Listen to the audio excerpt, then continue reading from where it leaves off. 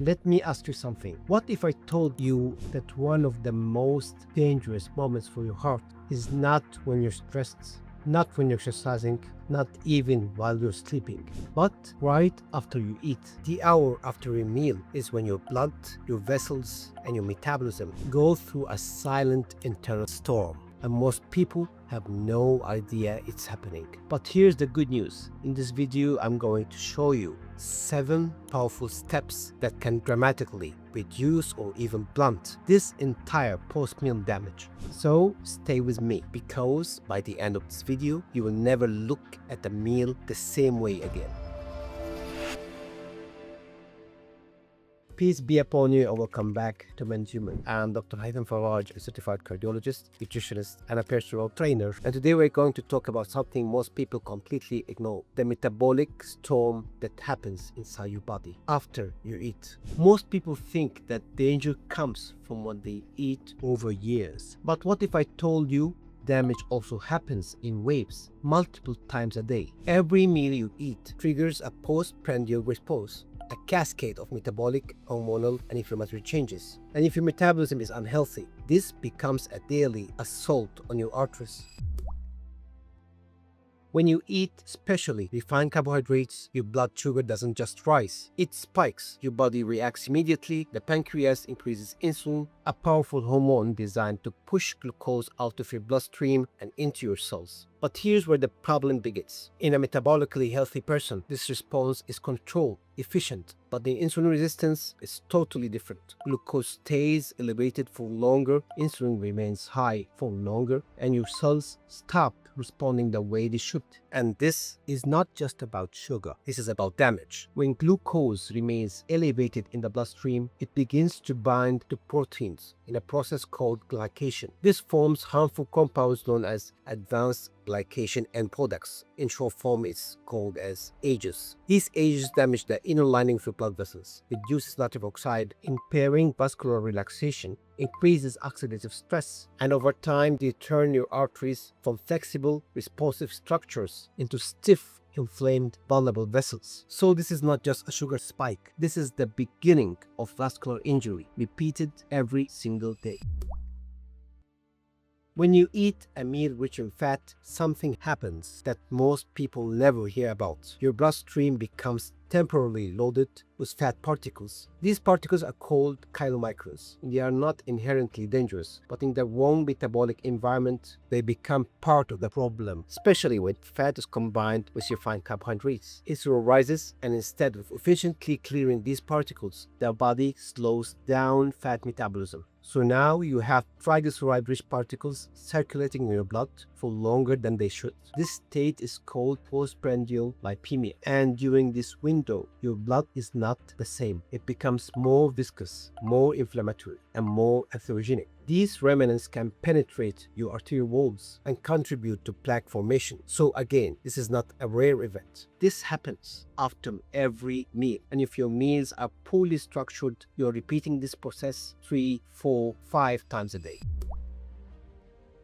There's another layer to this, and this one is even more overlooked. After certain meals, especially ultra-processed food, something processed from your gut into your bloodstream. These are called lipopolysaccharides, or simply LPS. They are fragments of bacterial cell walls normally contained within your gut, but when your gut barrier is compromised or when certain foods increase permeability, they leak into circulation, and your immune system reacts immediately. It sees LPS as a threat and triggers an inflammatory response, not just in your gut, but throughout your entire body. This is called metabolic endotoxemia, and here is where it becomes dangerous. LPS can bind to lipoproteins, especially after high-fat meals. So now you have triglyceride-rich particles, small dense LDL, and endotoxins traveling together. This is not just metabolism anymore. This is inflammation inside your bloodstream. And over time, this chronic, repeated exposure damages the endothelium, activates immune cells, accelerates plaque instability. This is one of the missing links between diet and cardiovascular disease. So now think about this. After a typical modern meal, you don't just have a glucose spike. You have fat particles circulating longer, you have inflammatory signals being activated,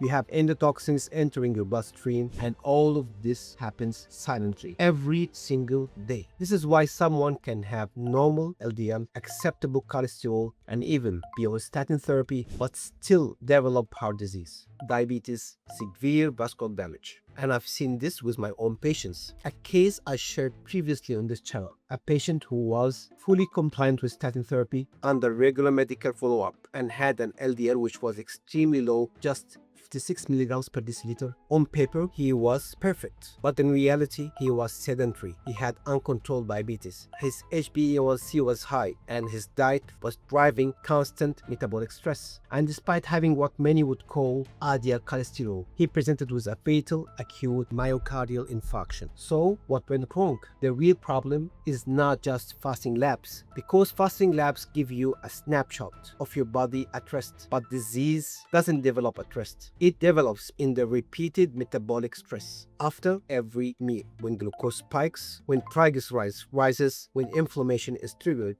when the endothelium is injured over and over and over again. So the question is not just what is your LDL, but what is happening inside your body 3 times a day after you eat. And this is exactly why looking at cholesterol alone is not enough. If you're someone who has diabetes, insulin resistance, unexplained fatigue, or lab results that don't quite make sense, then you don't need just another number. You need a deeper metabolic assessment. That's exactly why I created the Mend Human Virtual Clinic, where we don't just look at cholesterol. We look at the full picture: your glucose patterns, your insulin response, your lifestyle, your nutrition, your real cardiovascular risk, and most importantly, we built a personalized step-by-step plan designed to improve insulin sensitivity, reduce inflammation, stabilize your metabolism, and address the root cause, not just the numbers. If you're serious about understanding your body and actually reversing this process, you'll find the link in the description below. But whether you choose to do that or not, you still need to understand what's happening every time you eat, because that is where the real damage begins. The worst combination: high sugar and high fat in the same meal. This is the modern food industry's favorite formula and your metabolism's worst nightmare. Think about it: fast food meals, desserts right after a heavy meal like puddings and milkshakes, processed snacks engineered to be addictive. These are not random combinations. They are designed to override your biology. But here's what happens inside your body. When you combine high sugar with high fat, you don't just get a glucose spike, you get a metabolic overload. Glucose rises rapidly, insulin surges aggressively, and at the same time, fat particles flood your bloodstream. And insulin, which is supposed to regulate energy, now starts to trap fat in circulation longer. So instead of being cleared efficiently, you now have elevated glucose, elevated insulin, and elevated triglycerides all at once. And this combination creates the perfect environment for something dangerous: small, dense LDL formation. These are not the large, harmless LDL particles. These are the ones that penetrate the arterial wall, become oxidized, trigger immune activation, and now you've moved from metabolism to vascular injury. But it even doesn't stop there. This combination also increases post-meal inflammation and even the absorption of endotoxins. So now you're not just feeding your body, you're triggering an insulin stall, a lipid surge, an inflammatory response, all in a single meal. And if this pattern is repeated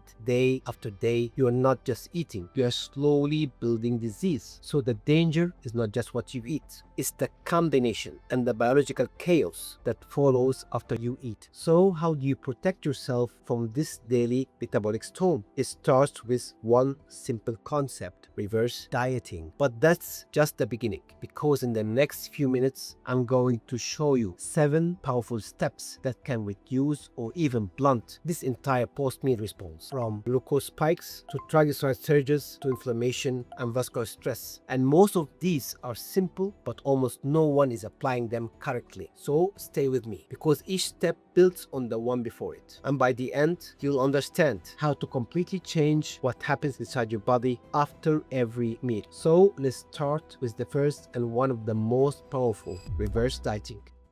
This doesn't mean eating less. It means eating in the right order. Start your meal with fiber, healthy fats, protein, and only then end with carbohydrates. Now, why does this matter? Because this sequence slows gastric emptying, delays glucose absorption, reduces the intensity of the glucose spike. So instead of a sharp rise, you create a controlled, stable response. And over time, this improves insulin sensitivity and reduces metabolic stress after every meal. Step number 2, use apple cider vinegar. Apple cider vinegar is also a simple, evidence-based tool that can enhance this effect. Apple cider vinegar contains acetic acid, which has been shown to slow carbohydrate digestion, improve insulin sensitivity, and blunt post-meal glucose spikes. Even a small amount like 1 tablespoon taken before or even with a meal can make a measurable difference. So what does this actually look like in real life? Let me give you a simple example. Instead of starting your meal with bread or rice, start with a bowl of salad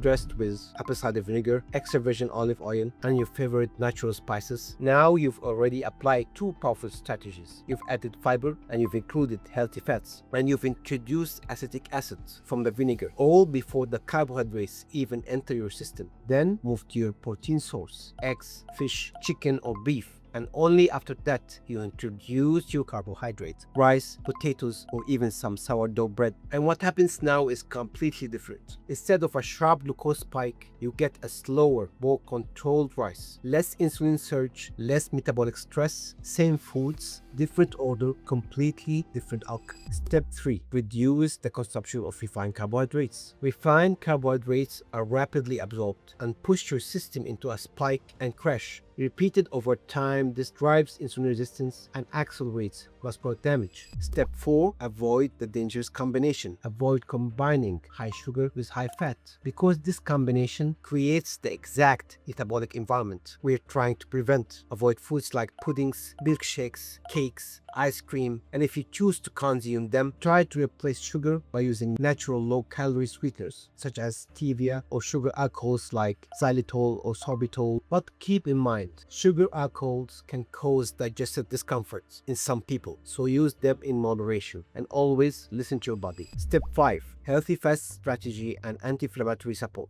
Now let's talk about fats, because fats are not the enemy, but the type of fat and the context matters. Use fats wisely. Extra virgin olive oil is not just a fat source, it's a functional fruit rich in powerful bioactive compounds like polyphenols, hydroxytyrosol, oleuropein, and monounsaturated fats like oleic acid. These compounds have been shown to reduce inflammation, improve endothelial function, decrease oxidative stress, and even help blunt post-meal glucose spikes. And yes, olive oil also contains compounds like DMB or dimethylbutanol, which may help reduce the formation of TMAO, a metabolite that has been associated with cardiovascular risk. So now your fat source is not just feeding you, it's actively protecting your metabolism and your arteries. And equally important are omega-3 fatty acids, whether from fatty fish or high-quality supplementation. These have been shown to reduce post-meal inflammation, improve endothelial function, and even blunt the LPS endotoxin response after meals. So instead of amplifying inflammation, you begin to calm the system after eating. But here's the balance most people miss. Your omega-6 to omega-3 ratio in modern diets is heavily skewed towards omega-6, especially from seed oils like corn oil, canola, sunflower oil, palm-based processed fats. These oils in excess promote inflammation and increase LDL oxidation. So the goal is not just adding omega-3, it's restoring the balance. Step 6. Meal timing and frequency. Now another critical factor, how often you eat. If you're constantly eating,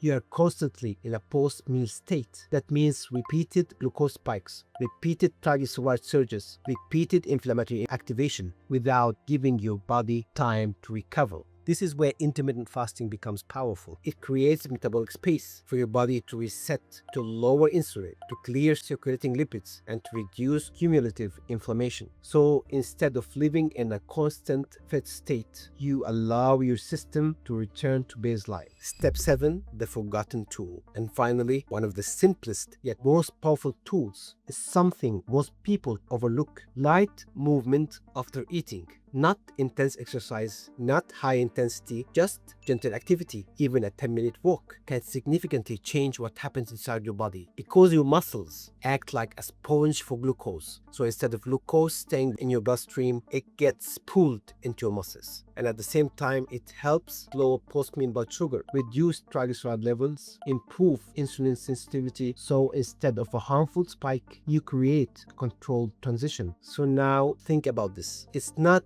one big decision. It's these small actions repeated after every meal that determine whether you are building health or slowly building disease. Think of your body like a city. Your blood vessels are the highways. Your blood is a traffic moving through it. And every time you eat, you send a wave of traffic into that system. In a healthy body, this traffic flows smoothly, controlled, organized, efficient. But with unhealthy meals, everything changes. You don't just get traffic, you get congestion. Glucose floods the system, fat particles crowd the lanes, inflammatory signals act like accidents, and suddenly the roads are no longer clear. They become slowed, chaotic, damaged, and now imagine this doesn't happen once, but 3, 4, 5 times a day, every single day. Over time, these repeated traffic jams start to damage their roads themselves. The highways, your arteries, lose their flexibility, develop cracks, become inflamed, and eventually they start to narrow and fail. So the question is not, did you have one bad meal? It's this: what kind of traffic